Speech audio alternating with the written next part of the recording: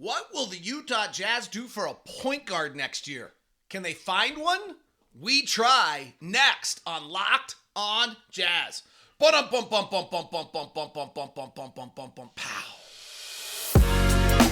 You are Locked on Jazz, your daily podcast on the Utah Jazz. Part of the Locked On Podcast Network, your team every day. How are you? I'm David Locke, radio voice of the Utah Jazz, Jazz NBA insider. This is Locked on Jazz. Today, we go on a search for a point guard for the Utah Jazz next year. We take our best case wild flyers, our we've got to get off money guys, our just get us into our stuff guys, our maybe we know something you don't know guys, and our all right, you're feisty as hell, we'll take you guys. And we'll look at whether any of those can answer where the Utah Jazz need for a point guard this season. Plus, can we get lottery luck today? We don't want it. Just give it to us next week. I am David Locke, radio voice of the Utah Jazz, Jazz NBA insider. This is Locked on Jazz, your daily podcast on the Utah Jazz, giving you insight, expertise, geeky numbers, and hopefully making it way better to be a Jazz fan each and every day. We are free and available on all podcasting apps, as well as on YouTube. Subscribe, follow, hit the bell button, and be there with us. Special shout out to the everydayers who join us Monday through Friday, a part of Locked On and part of that YouTube community as well, who join us. It's great to have you aboard. Thanks so much. Today's show is brought to you by Game Time. Game Time, download the Game Time app, create an account, use the code LOCKEDONNBA for $20 off your first purchase. Last minute tickets, lowest price guaranteed. So the Utah Jazz point guard situation right now is that they have Talen Horton Tucker, who has the right to opt out, and I will find out, I think may opt out. I don't know that he'll have another chance in his career to have his kind of the numbers he had for the last 30 games he can go sell in the marketplace. May bring him back, may not. He's young, he's exciting, he's got a lot of skills, he's got Will Hardy supervisors, and Kris Dunn. And after that, they don't have a point guard. And while the Jazz were really impressively feisty last year in their ability to kind of hover around 500 even after the Mike Conley trade, I think we also saw like how vital Mike Conley is in regards to development of other players. That you want to have a point guard just so you're structured and things are going on. You know, our offense, which was terrific during the season, for the most part, got into a little bit of a one-on-one, stagnant, non-point guard play. Colin Sexton's a wonderful player. He's just not a point guard. So what can the Jazz do to find a point guard this year?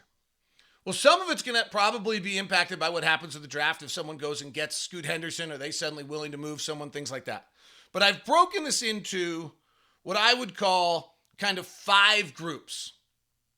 Best case scenario, like super interested in possibility here. 2 guys where teams might need to get off money. 3 guys who'll just get you into your stuff. Like, you know what? We're just going to make sure we're in our stuff every day.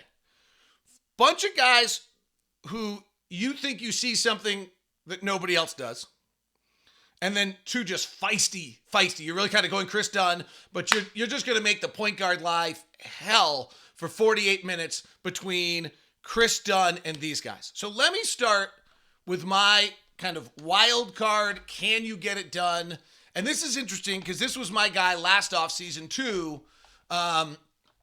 When the Jazz were possibly going to trade Donovan Mitchell, I thought the team that they should trade him to was Orlando. I thought the team that should trade for him was Orlando. And I thought Jalen Suggs should be a major part of the project. So Jalen Suggs is really interesting. Jalen Suggs has played 101 career games in 2 years. The former number 5 pick out of Gonzaga. And Jalen Suggs has shot 39% from the floor and 27% from 3. And if you go do the research, you really cannot find a player in NBA history who's played 100 NBA games, shot 39% from the field and 27% from 3, and had a career. Okay? Like, that's not good. There's something about Jalen Suggs at 6'4", 205, pretty good defensively that I like. And then you kind of dig into him post February 1st. He's had some injuries, some other things. And post February 1st last year, which is an arbitrary day, but trying to be a little less arbitrary. So it's the final 30 games of the season. I think he played 26 of them. He shot 43% from the field and 38% from three. So there's this upward tick. Now, here's what's interesting about that. That is when Orlando stopped playing him at point guard. They moved him to the three, basically. They were playing Markelle Fultz. They had him completely off the ball. He was standing around. He wasn't playing with the ball in his hands nearly as much. His assist numbers were, to close the year, his final 10 games were 1-1, 1-2, 2, 1-4, 0-2. Not playing point guard at all. And so he shows an upward tick as a non-point guard. You have to go back to your scouting that you did on Jalen Suggs in 2021 draft as an organization and know how you feel about whether or not he can play point guard. But Orlando has 3 point guards. They have Cole Anthony, who I'm sure they're not, they don't see as the future, but he is under contract and he's there at 22 years old. He's got a 4-year deal. He's got another year left on it at $4 million.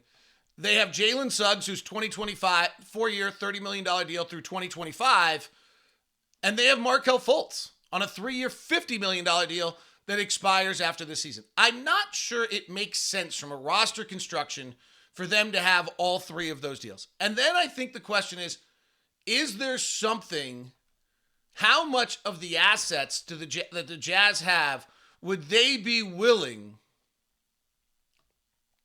to give up if they believe in Markelle Fultz? Now, that's an interesting belief, right? I just told you that if we go into the history of the game, you really can't find guys who shot that in their first 100 games and turned out to be successful. I just told you when he started to have success was when he stopped playing point guard. And now I'm saying take some of your assets and throw them at Orlando and go get me Jalen Suggs as the future point guard of this organization. Or Markelle Fultz. Markelle Fultz, former number 1 pick, had the issue with shoulder or yips, depending on your point of view, is just 24 years old. He'll be a free agent at the end of this year, so you'd better be feel that if you're the Utah Jazz, you have a chance to be able to re-sign him. He started 60 games last year, seems to be on the uptick. He's still not a good shooter. He shot 31% from 3, but he figured out the mid-range game. He shot 51% overall last year, and he's another decently sized guard at 6'3", 210.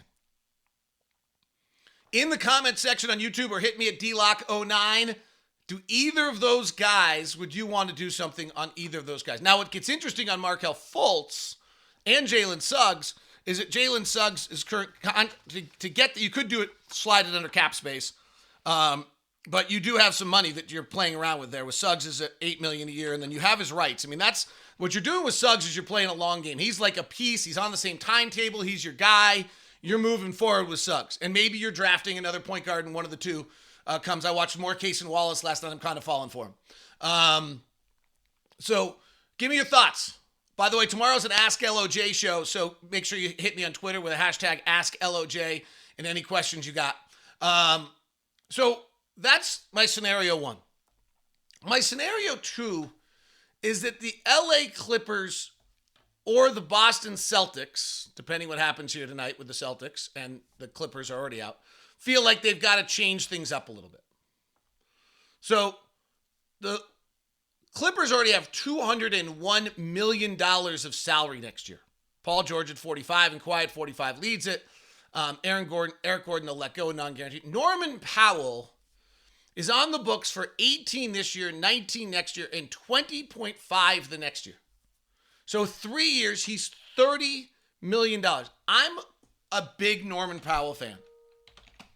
He's not really a point guard, but is it possible that in Will Hardy's system, you might not need him to play the pure point? He's 6'3", 215. He's sized right for that. But you have Lowry who brings it up. Maybe you're still playing Kelly, some of this. He played 25% of his minutes last year, point guard for the Clippers, who were point guardless. He actually played 44 minutes for the Clippers when he came over from Portland. Norman Powell is a pretty good basketball player who can really score it.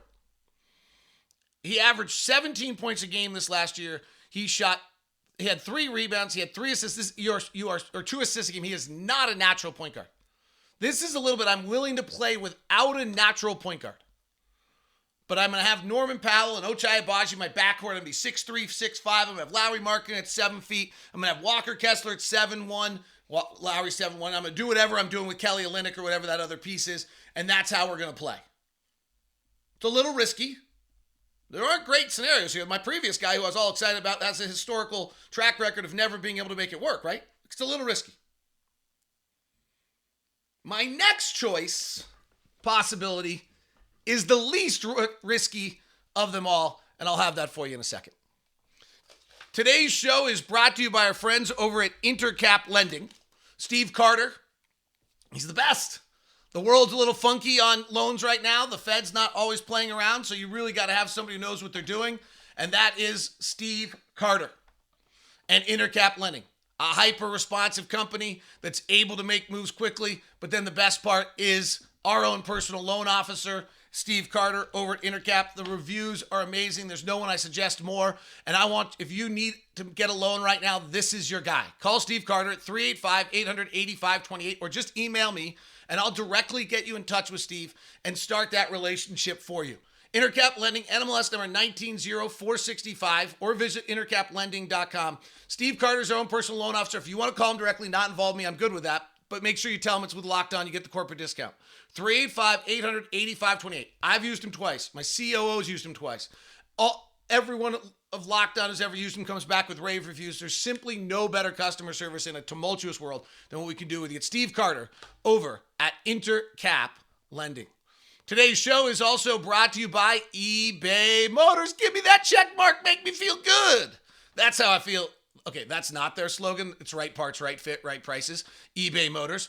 But I think, give me that check mark and make me feel good.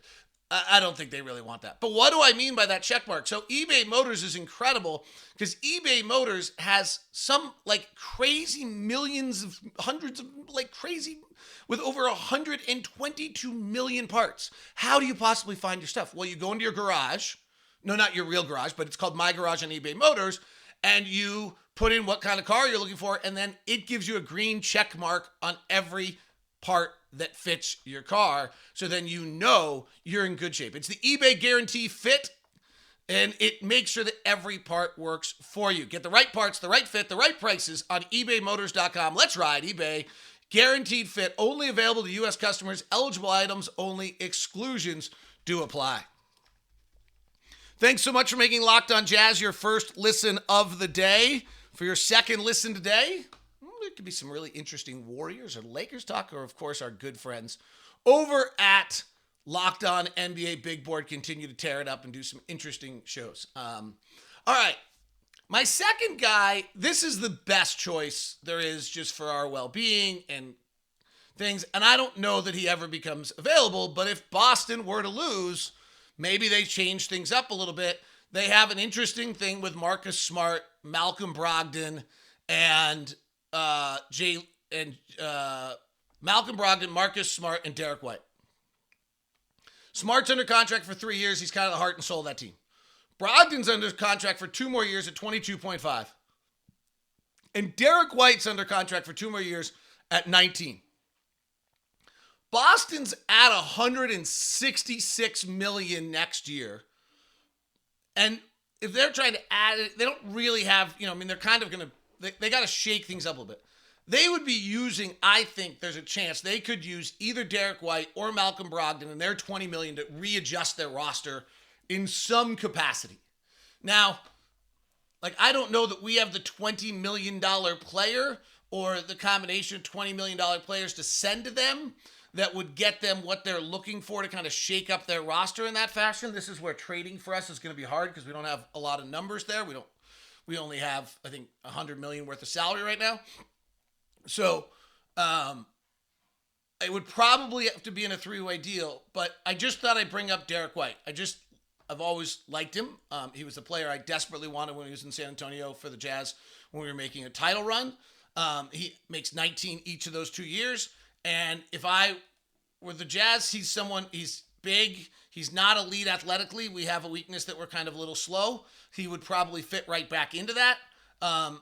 His shooting has gone up and down over the years, depending on the time. Like, he had a terrible shooting year, and then it got better in Boston. When I just went through the list of players that could play point again, 6'4", 190. I definitely am a proponent of the bigger guard.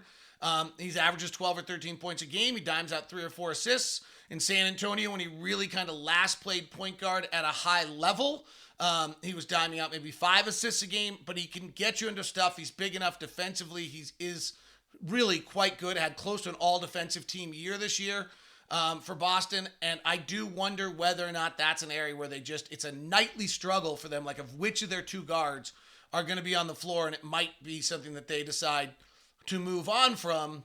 And I think I don't know. Like, I don't have inside scooper here, but I just thought that was a player whose name might have mentioned. So those are my kind of first 3. It's, does Orlando move off of one of them? Does the Clippers or the Boston Celtics move off anyone? The other one is just like, what is free agents? Like, Fred VanVleet is the marquee free agent, and using the Dunked on Prime free agent rankings here. Then there's D'Angelo Russell, Chris Paul, Mike Conley, Gabe Vincent as starters. And then restricted free agents, Trey Jones, and I'll get to him in the next group. He's 23. And then after that, it's Dennis Schroeder, Russell Westbrook, Dennis Smith Jr., who I have on my list, Javon Carter, Patrick Beverley, Corey Joseph, Reggie Jackson, Cameron Payne, Jordan McLaughlin. Like, I have a bunch of these guys on my list. Those are not, like, really starters. And then Aaron Holiday. So there's a pretty, like, if you're looking like a star high-level point guard, Fred VanVleet and Kyrie Irving are the 2 high-level. The next level are D'Angelo Russell, Chris Paul, Mike Conley, and Gabe Vincent. I don't think any of those really match. So for us to go find a point guard next year, I do think you're playing this game where you're suddenly out in the marketplace. Trey Jones is a free agent. He played in San Antonio last year. He's 23 years old. He's restricted. You'd have to overpay him because it'd have to be enough so San Antonio doesn't match. And to me, these are guys like, just get us started. This is the get us started group. So it's either the Joneses, Tyus or Trey. Tyus is under a 2-year contract in Memphis. He had a terrible playoffs, and you wonder whether or not Memphis might shake things up a little bit. He's got a $14 million contract, and he's done at the end of this year. So if you draft a point guard, he'd be a super nice guy to have in there, and then you draft a point guard. The other one is Washington's Monte Morris. Monte Morris might be the most, like, I can just get you into your stuff guy in the league. He's a low turnover, moderately high assist, adequate shooter. I think that, frankly, watching Washington last year, I think they were disappointed in him. They have a new GM.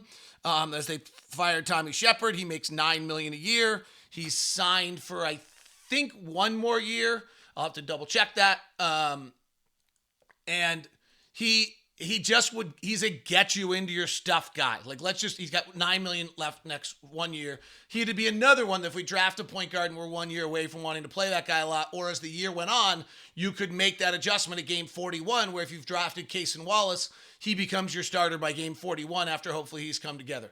Morris is a career 39% three-point shooter on fairly low volume. He averages 10 points, and he has 4 assists and less than a turnover a game. He's just super solid. Kind of like that, actually, as a possibility. I don't know. Could you move your 28th pick of the draft just to get him for a year? Is that worth it? I think Washington would probably be excited for that. He's not a first-round kind of caliber type player. I think that might be an overpay on your part, but I don't know entirely the other ways you get that done for 9 along the way. And I don't think you want to be giving away any future first, since that's a 28, so maybe it's seconds. But anyway, Monte Morris would be kind of a get-it-started guy. There's 4 guys out there that I feel like are like a little bit of flyers, or you think you see something that nobody else does. One of them is Detroit's Killian Hayes. Killian Hayes was an early draft pick. He's 6'5", 195 pounds, out of France. All indicators are Detroit missed. He's, again, 37% shooting, 27% from 3 in his career. Last year, he played 76 games. He started 114. So he's got great size. He really just is not a shooter. it's problematic, frankly. And there's really not even a stretch of the season where you feel like he got better. In fact, in the middle of the year this year where you kind of hoped he might get better, he got worse. Like January, February, March was pretty brutal for him. Now he's been playing on a bad team, and maybe he's got, can Will Hardy go find his superpower? He shot 20% post All-Star break from three. This Detroit's probably ready to move on. This would really be something that your scouting department sees something in a 6'5", 195-pound, great body, Killian Hayes, who's 21 years old, and be like, we're still taking a flyer on that. And now and then you have Kris Dunn, who solidifies things, and if you draft a point guard, and then if things go wrong, Kris Dunn just becomes your starter and holds it together. The other one's Kyra Lewis Jr. Now, he's small. He's 6'1", 170, former 13th pick of the NBA draft out of Alabama. And he had a rocky start in New Orleans and then tore his ACL. And now he's just kind of out of the mix in New Orleans. So he's played 103 games. He's never started a game. He's gotten almost no time. He averaged 9 minutes. Again, this goes back to whether or not, as a franchise in 2020, how you scout him. I thought he was one of the best pick and roll guards in that draft. He's super small. 6'1", 170. We've talked a lot of this program, what happens if you're super small. And so that's a little bit of a concern on him.